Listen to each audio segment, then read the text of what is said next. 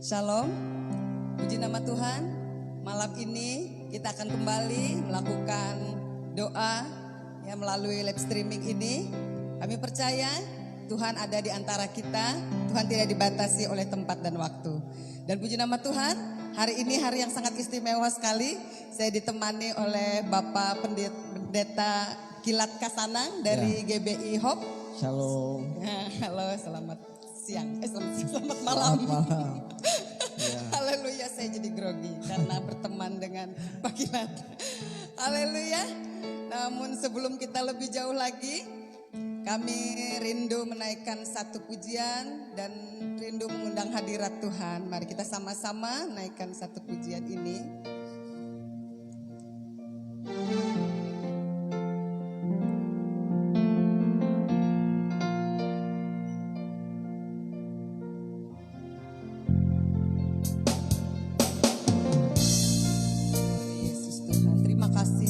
Engkau baik bagi kami. Haleluya, haleluya.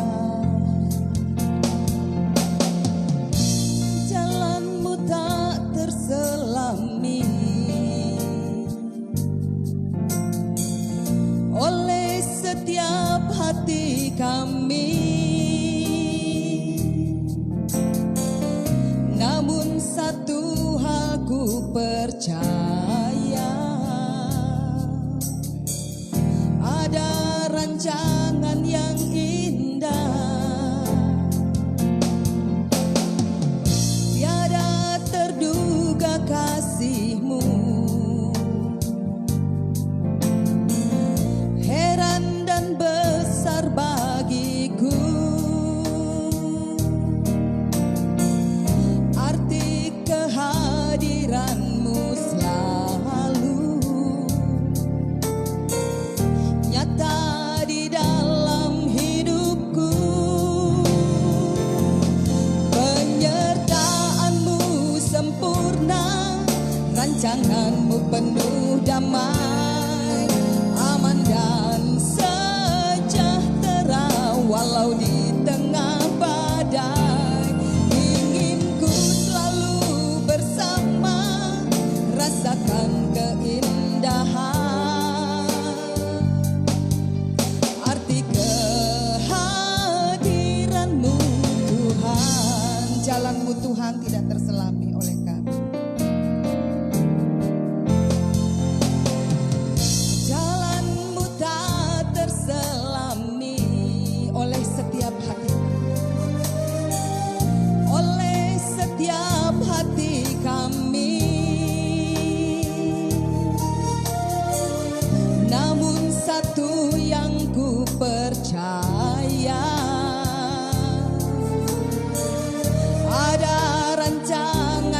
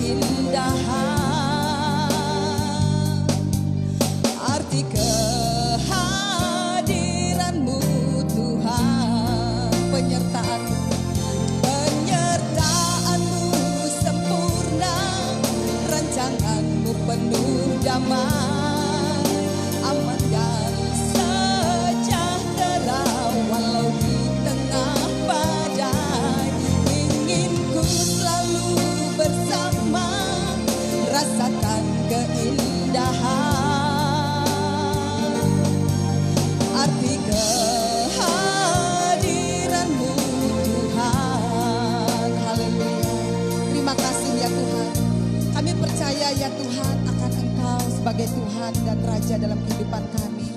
Walau dalam situasi apapun ya Tuhan, kami tetap bergantung kepada Tuhan. Haleluya.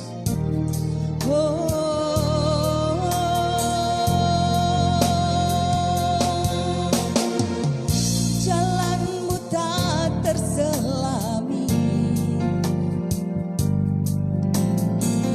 oleh setiap hati kami. Namun satu yang ku percaya,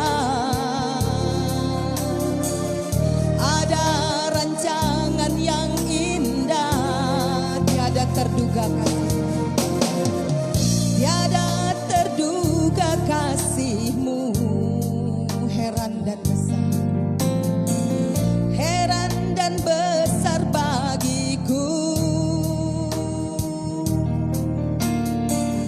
Arti kehadiran-Mu selalu nyata di dalam hidupku.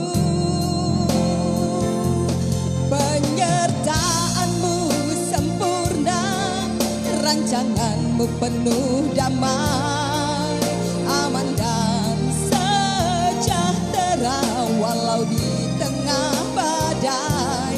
Ingin ku selalu bersama, rasakan keindahan.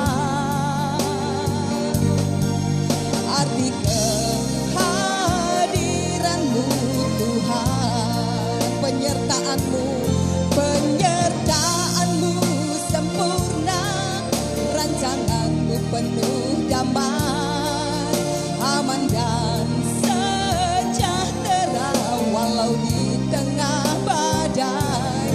Ingin ku selalu bersama, rasakan keindahan. Arti kehadiran-Mu Tuhan, arti kehadiran-Mu, arti kehadiran-Mu Tuhan, arti kehadiran-Mu, arti kehadiran-Mu Tuhan. Oh, haleluya.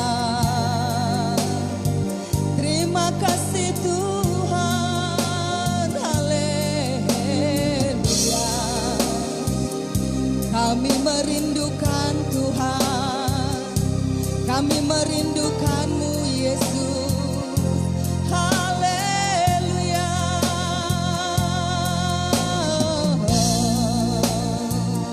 Haleluya, ya ralama syaralamu, haleluya. Hosana bagi nama Tuhan. Oh,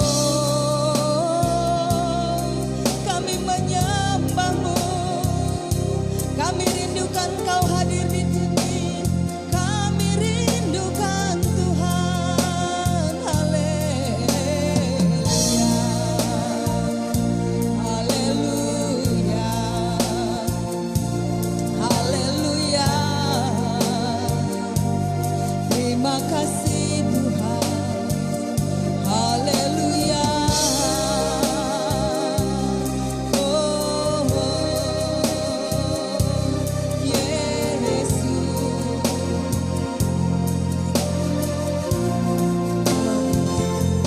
Penyertaan-Mu sempurna, rancangan-Mu penuh damai, aman dan sejahtera walau di tengah badai. Ingin ku selalu bersama, rasakan keindahan.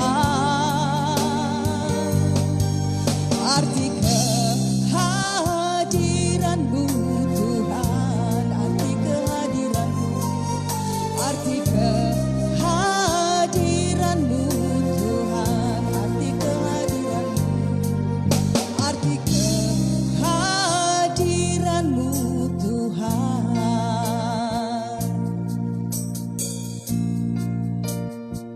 Kembali kami datang dan bersyukur ya Tuhan, kami bisa bisa dapat hadir di tempat ini ya Tuhan. Kami bersyukur atas kesehatan. Kami bersyukur atas kebaikan Tuhan dalam kehidupan kami. Hingga kami masih dapat menaikkan doa-doa kami, menaikkan puji-pujian kami, menaikkan penyembahan kami di tempat ini ya Tuhan. Kami bersyukur sekali lagi atas kehadiran Tuhan ada di tengah-tengah kami. Karena itu Tuhan, sertai terus doa-doa kami, penyembahan kami, dan sharing firman kami ya Tuhan. Berbicaralah, beracaralah di tempat ini. Demi dan di dalam nama Yesus Kristus kami mengucap syukur dan berdoa. Amin. Shalom, salam. Shalom. Sahabat-sahabat yang ada di rumah, salam Pak Kilat. Ya, terima Shalom. kasih atas kehadirannya. Puji nama Tuhan. Haleluya. Kita kemarin sudah mensepakati bahwa tema kita adalah apakah Tuhan memiliki kewajiban menjawab doa orang percaya. Kita ambil ayat firman Tuhannya dalam Efesus 3 ayat 20. Saya baca dulu.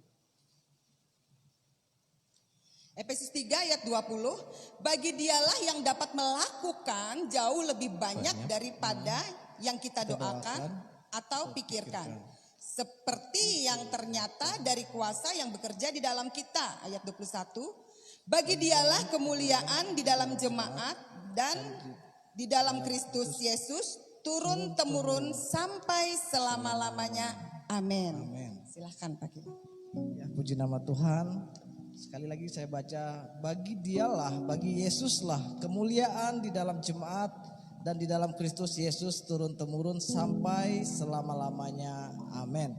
Nah Bapak Ibu sidang jemaat yang dikasih Tuhan, rekan-rekan yang menyaksikan acara live streaming ini, tadi dikatakan apakah wajib Tuhan untuk menjawab doa dari orang percaya. Nah, namun sebelum saya menjawab ke situ atau saya sharing apa yang saya dapatkan dari selama ini perjalanan saya, hidup saya bersama Tuhan, saya akan mulai sebuah cerita dari sebuah Alkitab. Di situ diambil dari Korintus.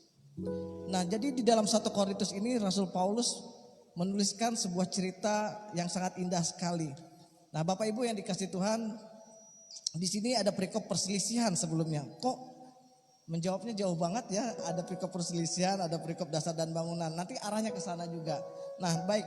Sekali lagi sebelum saya menjawab bahwa apakah Tuhan memang wajib, berkewajiban untuk menjawab doa kita orang percaya. Nah, Bapak Ibu yang dikasih Tuhan, kita tahu bahwa belakangan ini semua manusia ya seluruh dunia mengalami dampak atas musibah ini, atas pandemi dari COVID-19 ini. Semua orang merasakan, apalagi pelaku-pelaku usaha, pelaku ekonomi. Nah, dari kejadian-kejadian yang besar seperti ini, dari kejadian yang menimpa seperti ini, di situ banyak dari anak-anak Tuhan berdoa seperti itu. Tuhan, bla bla bla bla, Tuhan dengarkanlah. Nah, dari situ apa yang terjadi dari anak-anak Tuhan ini? Apa respon mereka terhadap doa mereka ini sendiri? Apakah mereka kecewa dengan Tuhan? Banyak dengan cobaan seperti ini, dengan ujian seperti ini, banyak sekali anak-anak Tuhan yang kecewa, hambar, mengalami kepahitan. Kenapa? Sepertinya Tuhan kita bisu, sepertinya Tuhan kita diam, sepertinya Tuhan tidak memberikan telinga kepada anak-anak yang seperti itu. Di mana kehadiran Tuhan? Akhirnya anak-anak Tuhan mengalami kekecewaan, kehampaan, kepahitan. Nah, Bapak Ibu yang dikasihi Tuhan, saudara-saudaraku yang saya kasih di dalam nama Tuhan Yesus, sekali lagi seluruh kejadian, seluruh masalah, seluruh ujian yang terjadi itu adalah bagaimana posisi kita, bagaimana kita sebagai orang percaya meresponi semua itu, meresponi keadaan itu semua. Nah, jadi dilihat di sini bagaimana respon kita sebagai orang percaya dalam menghadapi sebuah masalah atau apa saja yang menimpa kita. Jadi dilihat respon kedewasaan kita dalam menghadapi ini semua. Nah, Bapak Ibu, kenapa saya bercerita tadi dari Korintus? Karena ada suatu perselisihan di situ, di Alkitab tercatat ada suatu perselisihan. Jadi di situ ada mereka berselisih sebelumnya. Beberapa orang mengatakan, beberapa kelompok mengatakan, aku dibesarkan, aku dilatih, aku diajar oleh Paulus. Yang lain mengatakan, aku dari kelompok Apolos, aku dari kelompok Kepas, dan seterusnya seperti itu. Nah, kalau kalian mengatakan aku dan aku dan aku, kalian masih bayi rohani, bukan manusia-manusia yang dewasa. Kalian masih manusia duniawi sama seperti Rasul Paulus. Nah, di situ dikatakan Lanjut Rasul Paulus bercerita, bukankah mereka ini dimentori oleh Paulus, dimentori oleh Kefas, tapi kenapa mereka mengatakan aku loh lebih hebat guruku lebih hebat dan seterusnya. Nah, lalu Paulus menuliskan sebuah tulisannya yaitu dasar dan bangunan. Saya akan bacakan, izin sebentar, saya akan baca sebelum menjawab yang berkaitan dengan doa tadi.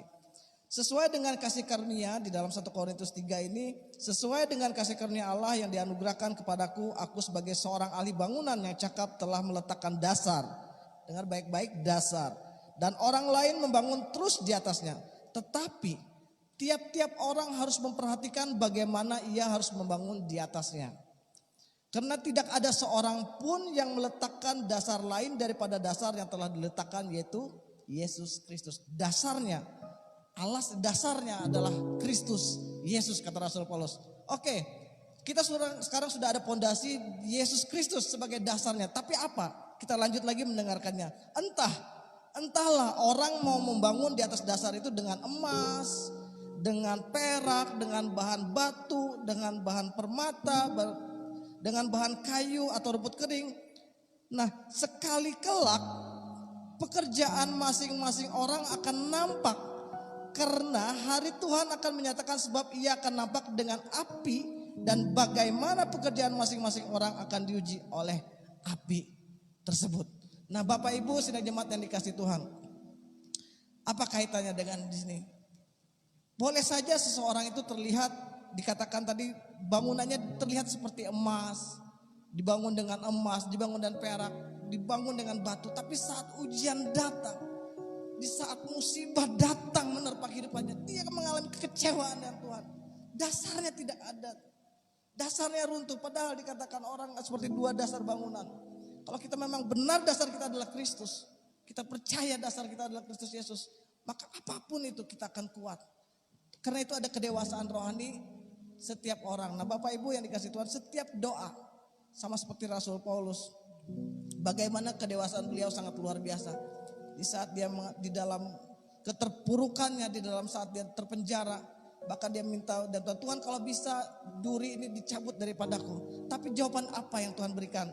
Jawaban indah yang Tuhan berikan yaitu, justru dalam kelemahanmu lah kuasaku bekerja. Nah, Bapak Ibu yang dikasihi Tuhan, orang yang berbahagia adalah orang yang mampu mengucap syukur dalam segala keadaan, dalam segala kondisi apapun, adalah orang yang berbahagia. Dan orang yang sampai ke titik itu adalah orang yang sudah dewasa dalam rohaninya. Nah, berkaitan dengan tadi dikatakan, apakah wajib Tuhan untuk memberi berkewajiban untuk, saya akan baca sedikit di dalam Yohanes. Dikatakan di dalam Yohanes ini, di dalam 2 Yohanes 1, dan inilah kebenaran percaya kita kepadanya, yaitu bahwa Tuhan mengabulkan doa kita jikalau kita meminta sesuatu kepadanya menurut kehendaknya. Dan saya percaya, Ibu Pendeta, bahwa doa itu adalah sebuah dialog kita dengan Tuhan. Doa itu adalah cara kita belajar untuk mendengar apa yang menjadi kehendak Tuhan. Jadi saya percaya, hendaklah kita berdoa itu seturut dengan kemauan dan kehendak Tuhan. Hendaklah kita menggantungkan seluruh doa kita untuk memuji, untuk kemuliaan nama Tuhan. Dan saya percaya Tuhan akan menjawab setiap doa-doa kita apabila segala sesuatu itu untuk kemuliaan nama Tuhan. Dan itu saja yang bisa saya sharingkan. Sekali lagi, mau kita belajar dengan siapa, mau kita belajar dengan Paulus, Kefas, dengan Apolos, dasarnya Kristus Yesus. Tapi sekali lagi, segala sesuatunya akan diuji, dan di situ dilihat bagaimana kedewasaan kita. Dan saya percaya setiap ujian yang datang itu membawa maksud yang baik dari Tuhan, agar kita terus naik level kita, semakin meningkat, semakin tinggi level kita di dalam kedewasaan kita. Tuhan Yesus memberkati. Puji nama Tuhan. Kita garis bawahi tadi bahwa doa yang sesuai dengan kehendak Tuhan, ya Pak Kilat ya. Kembali lagi di dalam Efesus 3 ayat 20 tadi ya, ada satu kalimat bahwa melakukan, ya Tuhan melakukan jauh, ayat yang ke-20 ya. Dialah yang dapat melakukan jauh lebih banyak dari apa yang kita doakan atau pikirkan, seperti yang ternyata dari kuasa yang bekerja di dalam kita. Kira-kira apa yang dimaksud Alkitab, yang dimaksud dari firman Tuhan ini? Dia melakukan jauh lebih banyak daripada yang kita doakan. Apakah ketika seseorang mau minta sebuah rumah, Tuhan pasti akan lengkapi dengan isinya, dengan mobil, ya? Atau ada maksud lain? Apa menurut firman Tuhan yang dimaksud dari Alkitab berbicara demikian? Jadi di Efesus ini mencatat bahwa bagi dialah yang dapat melakukan jauh lebih banyak daripada yang kita doakan atau pikirkan, seperti yang ternyata dari kuasa yang bekerja di dalam kita. Bagi dialah, sekali lagi bagi dialah, bagi Yesuslah kemuliaan di dalam jemaat dan di dalam Kristus Yesus turun menurun sampai selama-lamanya. Dan saya percaya Bapak Ibu yang dikasih Tuhan bahwa sama seperti Alkitab mencatat, Tuhan merancangkan sesuatu rancangan yang indah dalam kehidupan kita. Dia tahu yang terbaik. Sama seperti saya, seorang bapak, seorang ayah, saya punya anak. Saya pasti merancangkan sesuatu hal yang baik kepada anak saya. Walaupun mungkin sepertinya anak saya menolak dengan rancangan-rancangan saya. Tapi saya percaya saya tidak pernah merancangkan hal yang buruk kepada anak saya. Dan pasti Bapa di sorga melakukan jauh lebih dari apa yang kita doakan, apa yang kita minta. Itu. Berarti apakah itu dapat dimaknai bahwa Tuhan menjawab semua kehendak atau keinginan kita? Sekali lagi, kehendak kita itu harus sama dengan kehendak Tuhan, atau segala sesuatu itu kehendak kita harus untuk kemuliaan Tuhan. Amen. Nah, saya akan baca sedikit lagi di dalam Yohanes. Dalam Yohanes 14 dia mengatakan, dan apa juga yang kamu minta dalam namaku, aku, ini berbeda dengan Yohanes tadi, yang ini di dalam Yohanes 14. Tadi di dalam 1 Yohanes, ini di dalam Yohanes 14, dan apa juga yang kamu minta dalam namaku, aku akan melakukannya supaya Bapa dipermuliakan di dalam anak. Nah, seperti itu. Bapa akan melakukan apa yang dari kita doakan. Yang penting segala sesuatu yang kita doakan itu untuk mempermuliakan Tuhan. Seandainya kita, nah ini yang menjadi kesalahannya. Banyak orang yang berdoa untuk berkat, tidak salah, baik sekali berkat. Tapi kebanyakan setelah dia diberkati, dia semakin jauh dengan Tuhan, semakin melupakan Tuhan. Artinya dia diberkati bukan untuk mempermuliakan Tuhan. Hendaklah segala sesuatu itu untuk mempermuliakan Tuhan, entah itu kekayaannya, hartanya, kehidupannya, waktunya, segala sesuatu untuk Tuhan, untuk kemuliaan Tuhan. Oke. Iya. Tuhan. Jadi tetap segala sesuatu untuk kemuliaan Tuhan. Kadang-kadang apa yang kita pikirkan baik, belum tentu Tuhan pikir itu baik untuk kita.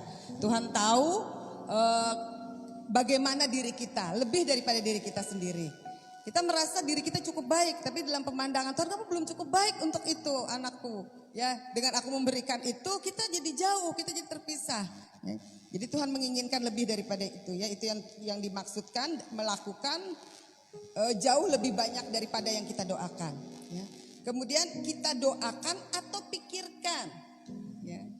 Kembali lagi mungkin sedikit tadi Pak Kilat sudah, tapi mungkin ada penjelasan yang lebih ini lagi, ya. Ada hal yang baru yang akan kita dapat, ya. Atau pikirkan, apakah tadi dikatakan pikiran manusia selalu selaras dengan pikiran Tuhan, dan bagaimana caranya supaya pikiran manusia itu bisa selaras dengan pikiran Tuhan. Iya. Sekali lagi ini adalah motivasi kita di dalam berdoa. Kebanyakan dari anak-anak Tuhan itu berdoa hanya untuk kepentingan atau keinginan dagingnya sendiri, seperti itu.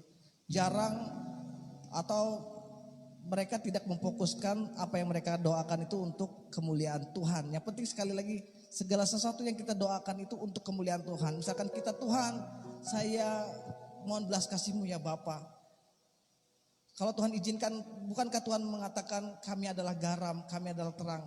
Bagaimana kami jadi garam kalau kami dalam keadaan kami seperti ini? Bagaimana kami jadi terang kalau kami dalam keadaan seperti ini? Biarlah segala sesuatunya untuk kemuliaan nama Tuhan, seperti itu. Yang penting dasarnya itu adalah untuk kemuliaan Tuhan, itu semua. Mungkin kita kembali lagi untuk kita memahami pikiran Allah, kita kembali pada tujuan Allah kali ya. Ya, tujuan Allah. Dalam kehidupan kita bagaimana menurut Alkitab? Ya. Sekali lagi saya percaya kalau setiap anak Tuhan mengerti tujuan kita Jangka panjang, untuk jangka pendek. Ya, kehadiran kita ini di dunia ini sebagai apa.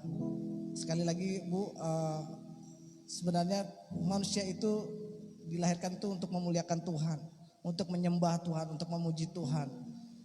Kalau bisa kita pahami sekali lagi bahwa rencana Tuhan itu adalah Tuhan sudah merencanakan sesuatu yang baik dalam kehidupan kita.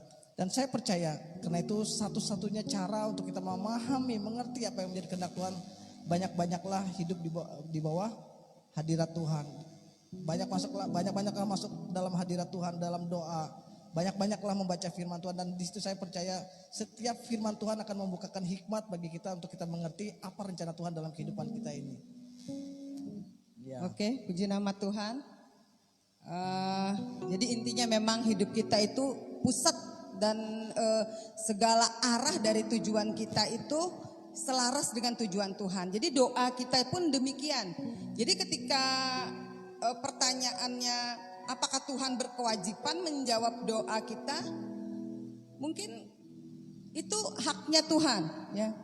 Dia yang mengetahui hidup kita, apakah dia mau jawab atau tidak, itu kedaulatan Tuhan. Kembali pada kedaulatan Tuhan yang mengetahui hidup setiap anak-anaknya.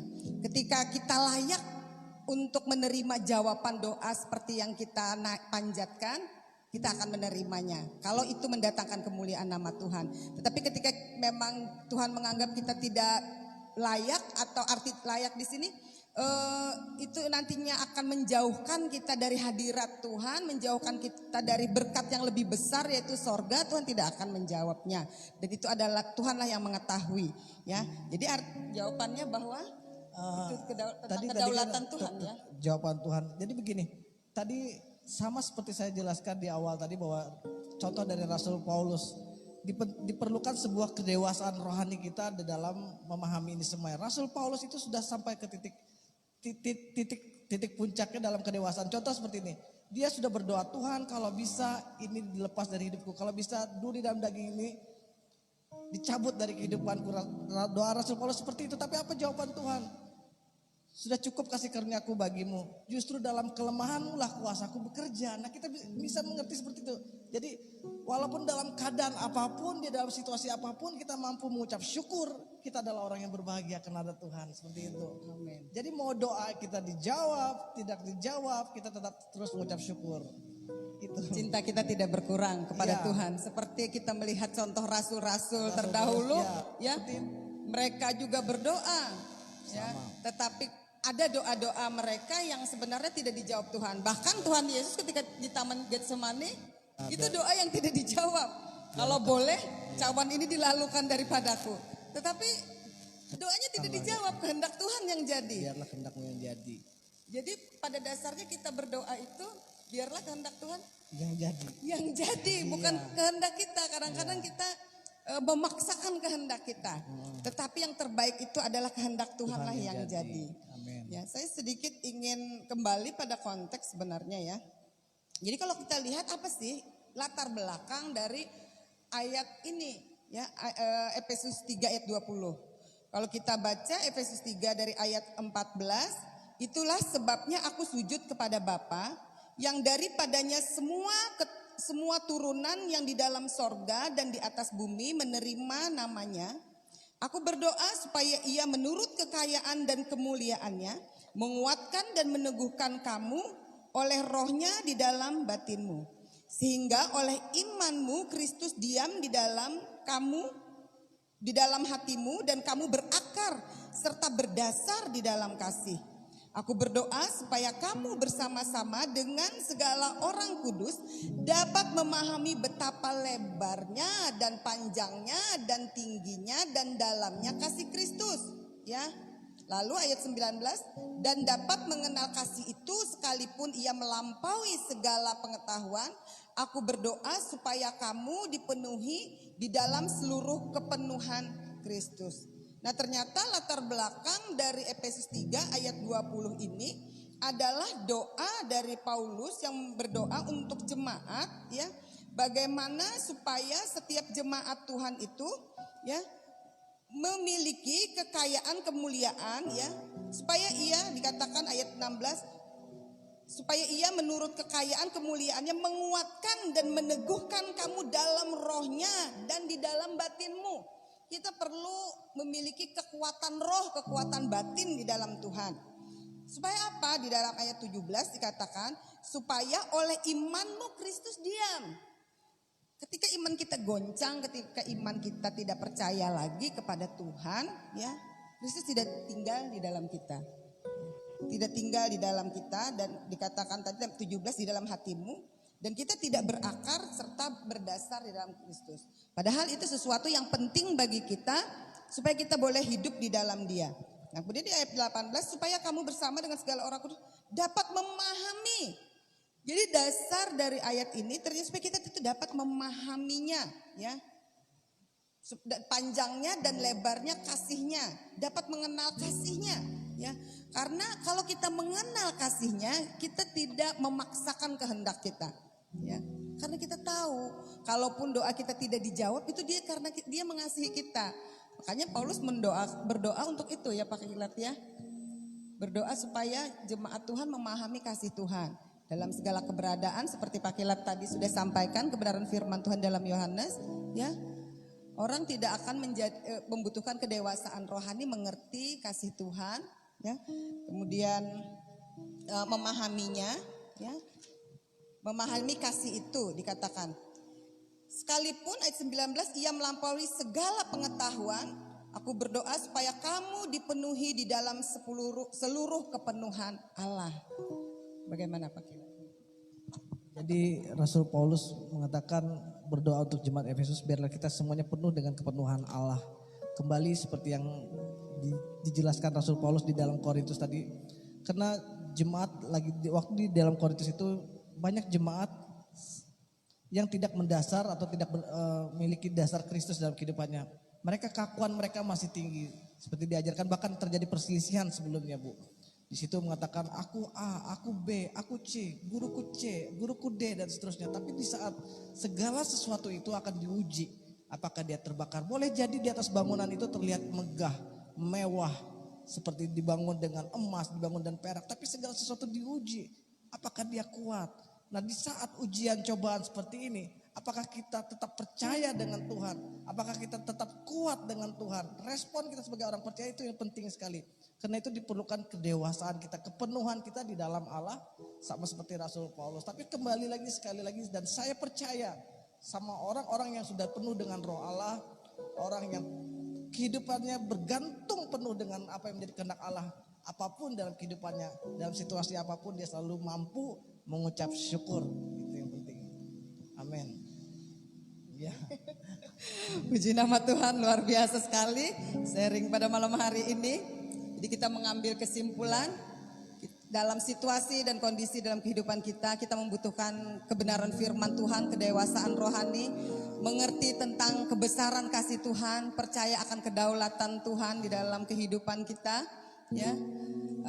Dan saya percaya ada kasih karunia Tuhan di dalam kehidupan kita untuk kita melampaui segala masalah, situasi dan kondisi.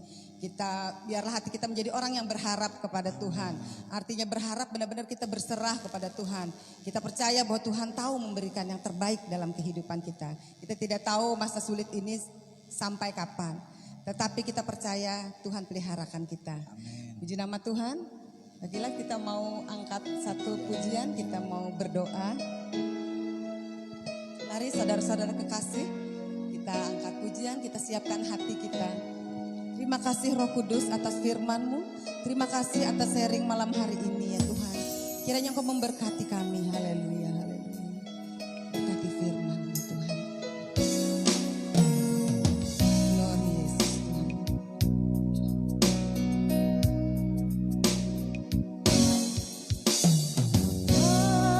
Surgawi, ajarku mengenal betapa dalamnya kasih-Mu.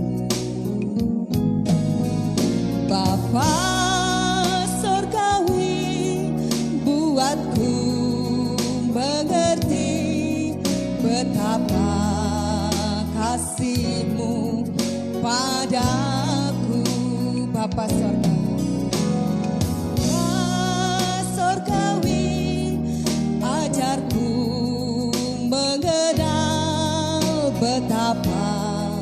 dalamnya kasih-Mu. Bapa Sorgawi, buatku mengerti betapa kasih-Mu padaku. Semua yang terjadi di dalam hidupku, ajarku menyadari Kau selalu sertaku. Beri hatiku selalu bersyukur padamu, karena rencana-Mu indah bagiku. Saudara kasih dalam Tuhan, kita naikkan lagu ini, kita panggil Bapa Sorgawi kita. Haleluya Yesus. Bapa Sorgawi, ajarku mengenal betapa dalamnya kasih-Mu. Bapa Sorgawi, Bapa Sorgawi, buatku mengerti betapa kasih-Mu padaku. Semua yang terjadi di dalam hidupku, ajarku menyadari Kau selalu sertaku. Beri hatiku selalu bersyukur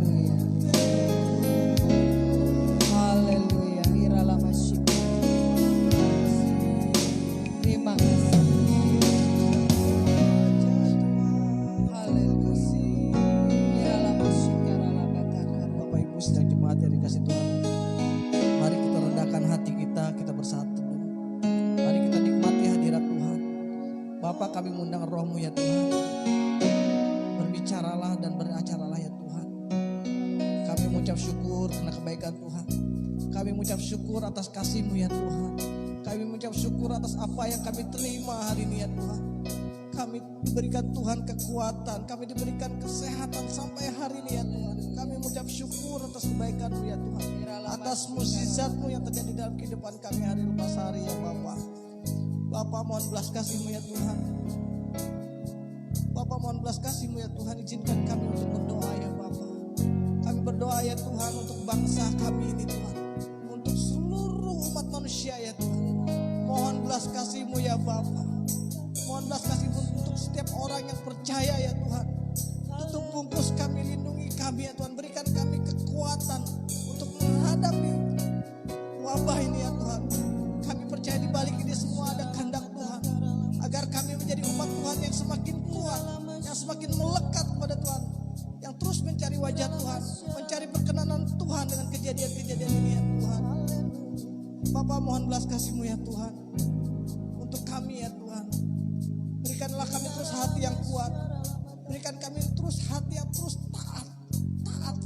Sampai apa yang menjadi kehendak Tuhan terjadi dalam kehidupan kami. Ajar kami untuk terus mengerti apa yang menjadi kemauan dan kehendak Tuhan dalam kehidupan kami ya Tuhan. Bapak, berkati gereja ini. Berkati GBI Kasih Karunia ini Tuhan. Berkati gembalanya Tuhan. Berkati para pengerjanya. Berkati jemaat-jemaatnya ya Tuhan. Berkati juga pelayanan kami semuanya ya Tuhan. Bapak, tutup bungkus kami. Biarlah kami terus berjalan dalam kehendak dan kemauan Tuhan. Jangan biarkan kami terlepas jauh ya Bapak. Mohon belas kasih Tuhan. Biarlah apa yang kami kerjakan ini terus turut dan kemauan Tuhan untuk kepujian, untuk kemuliaan nama Tuhan. Bapak, ampunilah Tuhan segala dosa dan salah kami. Ampuni Tuhan, mungkin kami tidak menyadari. Mau kami sadar ataupun kami tidak sadar, kami mohon belas kasih-Mu Tuhan. Ampuni segala dosa-dosa dan salah kami. Ampuni kekurangan kami, kesalahan kami. Yang mungkin kami tidak sadar kami menyakiti hati Tuhan. Bapak, berkati kami semua, berkati kami ya Tuhan. Terima kasih Bapak atas kebaikan Tuhan. Bapak, berkati sekali lagi semua kami. Biarlah kami terus menaikkan doa-doa kami, penyembahan kami, pujian kami ya Bapak. Terima kasih Bapak. Terima kasih Tuhan Yesus. Terima kasih. Glory Yesus Tuhan. Segala puji syukur bagi nama Tuhan. Semua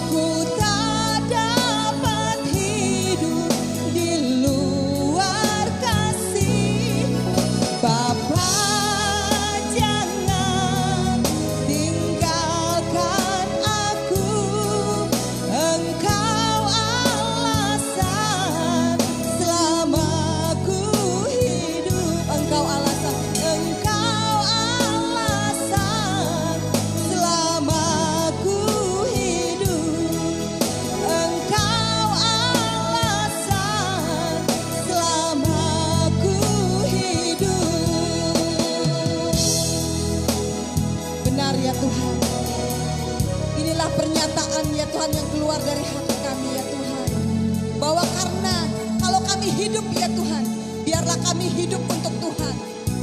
Firman-Mu berkata ya Tuhan, kalau kami mati ya Tuhan, itu adalah keuntungan ya Tuhan.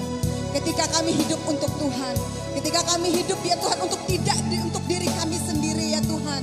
Kami percaya ya Tuhan, ketika kami mati ya Tuhan, itu adalah keuntungan ya Tuhan, bukan satu kecelakaan ya Tuhan. Dan ketika kami hidup untuk Tuhan, kami percaya hidup kami ya Tuhan dalam proteksi dan pemeliharaan Tuhan. Terima kasih ya Tuhan kalau kami memiliki Engkau dalam hidup kami. Terima kasih ya Tuhan kalau kami memiliki Tuhan. Haleluya, haleluya. Kirala masyara la batakara la masyara.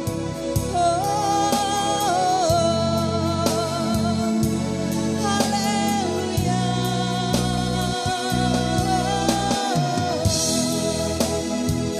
Terima kasih Tuhan. Haleluya. Segala pujian bagi-Mu.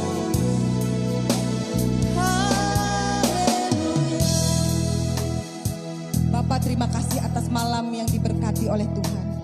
Kami percaya Tuhan, Engkau memberkati kami yang berada di tempat ini. Engkau memberkati ya Tuhan, Bapak Pendeta Kilat Kasanang yang sudah menemani kami ya Tuhan pada malam hari ini ya Tuhan, untuk melaksanakan doa live streaming ini.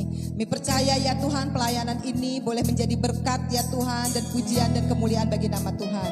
Dan kiranya ya Tuhan, setiap teman-teman yang saat ini, sahabat-sahabat yang mengikuti live streaming ini dapat juga diberkati oleh Tuhan. Kami percaya berkat Tuhan turun atas setiap kami.